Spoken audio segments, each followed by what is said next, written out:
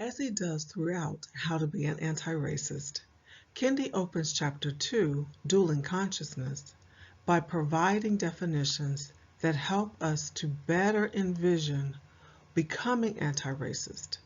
In this chapter, he sketches what this looks like in our understanding of culture and behavior. All Americans, regardless of race, are swimming in the same race-infected cultural waters. Dueling consciousness argues that the racist or anti-racist interpretation of culture and behaviors shapes public policy making that advances racist or anti-racist outcomes. In the end, Kendi wants his readers to free themselves from the conflicts that are dueling within us as individuals and as a society. First, let's review the definitions Kendi uses to frame the attitudes and actions that work within behaviors, from daily microaggressions to the development of public policy, such as drug laws that have led to the disproportionate incarceration of Black and Brown Americans. First, there's the assimilationist stance.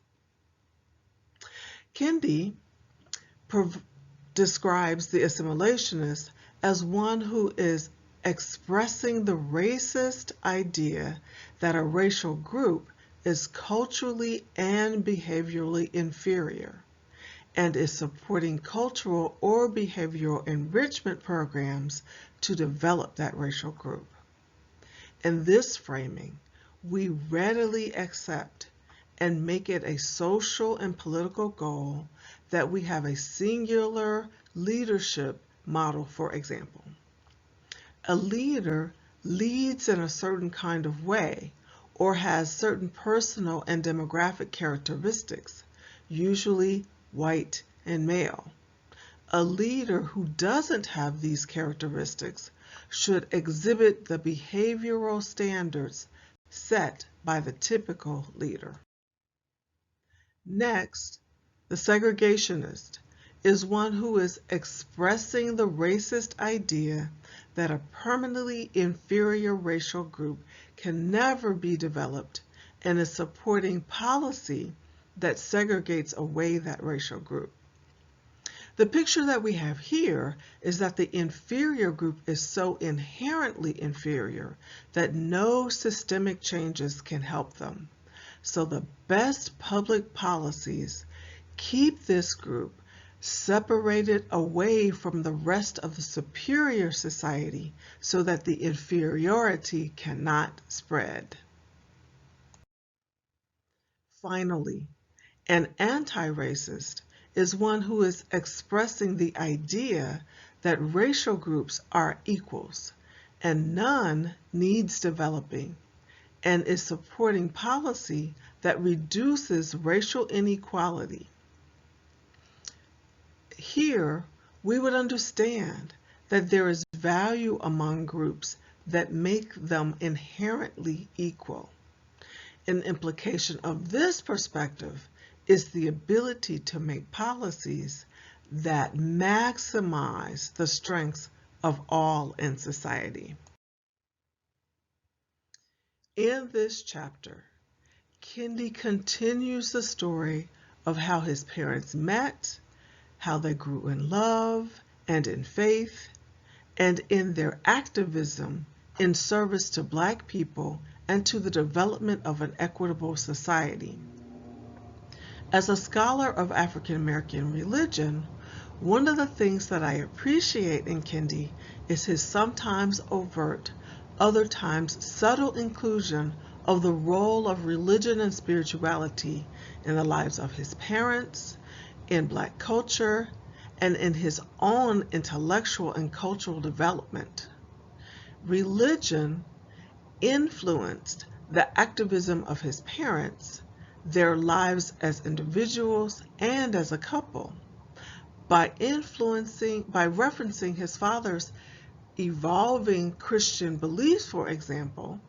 Kendi clearly understands the race-affirming value of James Cone's 20th century Black theology. Kohn advocated for faith as a liberating exploration. His scholarship was a contribution to the survival and liberation project Black folk had engaged for centuries through their religion and spirituality. For example, in the way that that newly enslaved Africans infused their traditional religion with the foreign Christianity they learned in America in order to survive the horrors of enslavement. In this, some successfully argue that religion is a part of the process by which Africans become African Americans, persons with an African heritage living in the United States.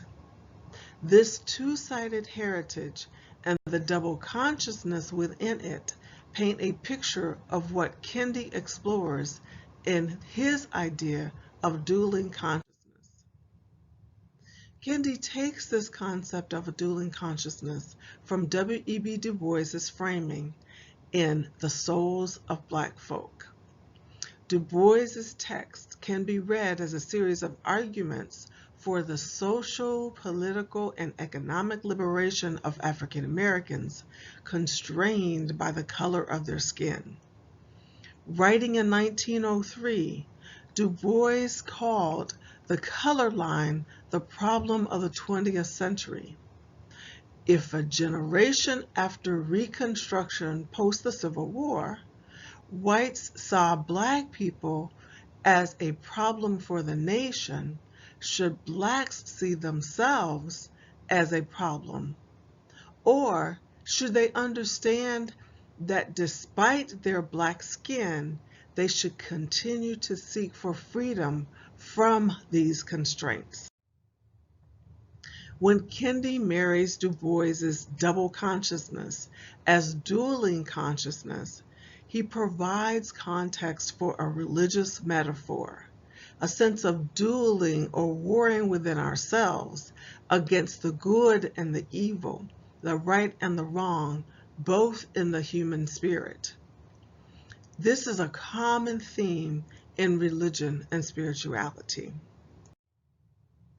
For Kendi, a moral metaphor is not only a moral one, but a political one, in which warring between racial advancement or regression in our nation and across the globe is what we'll achieve through public policy.